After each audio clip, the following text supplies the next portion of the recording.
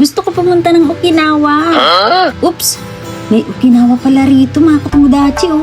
Okinawa Restaurant. Ito ang Shiza. Hello mga katungudachi, kumusta? At dahil curious ako at matagal ko ng pangarap pumunta sa Okinawa at hindi ako makapunta-punta, ay nakita natin itong restaurant. Tara, pasukin natin ito. Ano kaya ang meron dito? Kapag pasok natin ng pintuan, makikita agad natin itong counter nila dyan at meron silang Shiza nakabantay doon at nakadisplay. At meron din ditong Shiza sa harapan mga katungudachi. Ano kaya itong Shiza na to? Oops! Meron din dito sa kanilang hagdanan. Ang galing! Para dito pala to sa hagdanan, nagbabantay. Wow. Yung Shiza ko kasi nilagay ko sa sala para kasi pagpasok ng mga tao ay makita nila agad ito. Ano ba tong Shiza na ito? Shiza are traditional Okinawa lion dog status mga katungudachi. Ang galing! Lion na dog pa. Kaya pala yung mukha niya, no? Mukhang lion na siya, mukha pa siyang dog. Kaya pala nakabuka ang bibig niya para katakutan at lumayo ang mga bad spirit. At commonly makikita natin ito na magkapares at nakalagay ito sa taas ng kanilang bubong. At parehong nakabukas ang kanilang bibig para katakutan at lumayo ang bad evil spirit. Ang galing! Teka, ilagay ko nga rin yung Shiza ko sa taas ng bubong ng bahay. At ang iba naman nakasara ang bibig para mapanatili nila ang pagpasok ng good spirit. At nagdadala ito ng good fortune. Nice! Tikman naman natin ito. Horse sashimi daw ito mga katungudachi na tinatawag na basashi. Ang sarap niya. Masarap mga katungudachi, malinamnam. Ito naman ang tinatawag na mozuku seaweed fritters. Popular dish din ito na matatagpuan sa Okinawa, no, na gustong-gusto nila ang lasa nito at ang kanyang pagkaluto. Tignan nyo naman, napaka-crunchy. Meron din palang kabayo na sashimi, ano? Dito lang pala ako makakain ng sashimi na kabayo, mga katungudachi. Masarap pala siya. At may okonomiyaki sila dito at meron din bibimba. Ayan, with the cheese. Ayan, sarap nito. Halu-haluin natin. Ayan. At dahil mainit pa nga siya, ay halu-haluin natin at ikot-ikutin natin ito. Paikot-ikot, paikot-ikot. Tulad ng pagpapaikot niya sa'yo. Ay, ano ba yung sinasabi ko? Sorry. Haluin na natin. Ayan, pwede na to. Hindi nga mga katungudachi, ito ay masarap to pagka hinahalo ng mabuti. Okay, tikman natin yan. Pa siya mga katungudachi, ayun, kahit hinalo na natin siya, no? Tadaikimasu. Ang sarap mga katungudachi. Wow, sarap. Lasang-lasa yung yung cheese. Ang sarap niya mga katungudachi. Ayan. Iba rin yung kanilang bibimba dito, no? Yan, no? Okay. Ang sarap. Perfect. Ito naman, tikman naman natin ito. Tempura. Try natin yan. Yan, oh. Medyo crunchy pa siya mga katungudachi, oh. Oh no! Sarap mga ang init. Gusto na ito mga katungudachi. Ngat-ngat ako ng ngat-ngat dito. Siyempre, hindi natin papalampasin itong beer ng Okinawa. Try natin yan mga katungudachi. Ayan, oh.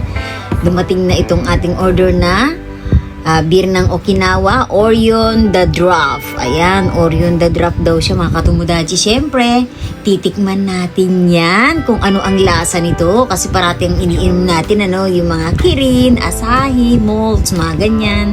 Pero ito, parang wala akong nakikitang ganito sa bilihan ng mga alak dito banda sa amin. Ayan, ewan ko lang sa iba, no? Pero ayan, ang pangalan niya ay Orion the Draft. Ayan, tikman natin itong Orion the Draft na ito, no?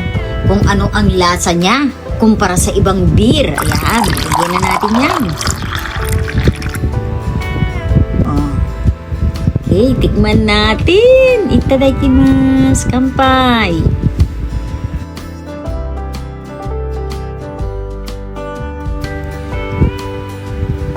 Lasang San Miguel beer. Medyo mapait-pait siya. Pero masarap.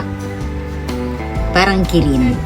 Nice! Ito ang inaabangan ko, mga katungudachi. Wow! Hindi lang siya basta pizza, no? Tignan nyo na. Yung ibang pizza, ayan, no? para po siyang napakalambot niya mga katomodachi at ang sarap niya talaga. Grabe, gusto kong bumalik dito sa Okinawa restaurant na to. Masasarap yung mga pagkain nila mga katomodachi. Perfect. Ito naman ang fish eggs. Ayan, nilagyan nila ito at tinimplahan ng red chili pepper para umanghang. Isa rin ito sa popular ingredients in Japanese cuisine at meron itong salty and slightly spicy flavor. Tikman natin yan. Sarap mga katomodachi. Alam niyo ba, tumutunog-tunog pa siya, no? Yan, no? Sarap. Malutong-lutong pa yung kanyang pagka-tempura mga katomodachi. Perfect. Sarap. Ito naman ang Hakata Yaki Ramen. Opo, ramen po siya mga katomodachi. Hindi po siya yakisoba. Mukhang yakisoba lang siya. Ayan, tikman natin to. Ayan. Yaki Ramen. Ang sarap. Ang sarap niya mga katomodachi. Talaga perfect. Gochiso sa Madesta. Lahat ng pagkain nila dito masarap. Ayan, at dahil tapos na tayo kumain, baba naman tayo sa baba at tignan naman natin yung kanilang palikuran. Siyempre, nandito na rin lang tayo. Check na natin yan. May mapulot tayong aral dito. At pagbaba mo dito, yan. Makikita mo yung mga bamboo tree na yan, oh. Yung mga design niya. Yan. Maganda yan, ano, pag sa actual. Kasi dim light po sila, no.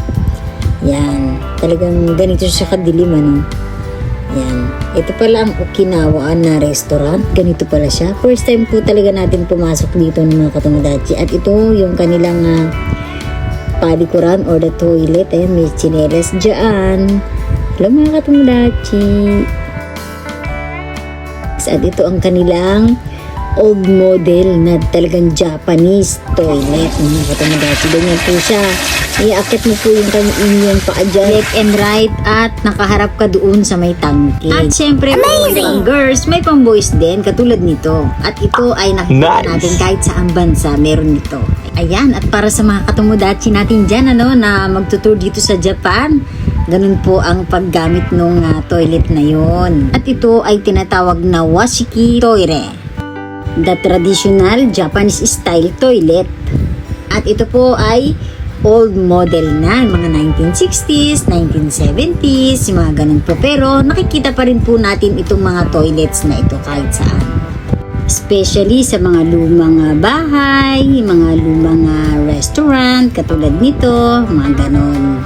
Or yung mga bahay sa probinsya, yung mga inaka kung tawagin. Ano. Ayan, at bago nga po tayo umuwi, ay gusto ko pong magpa-picture.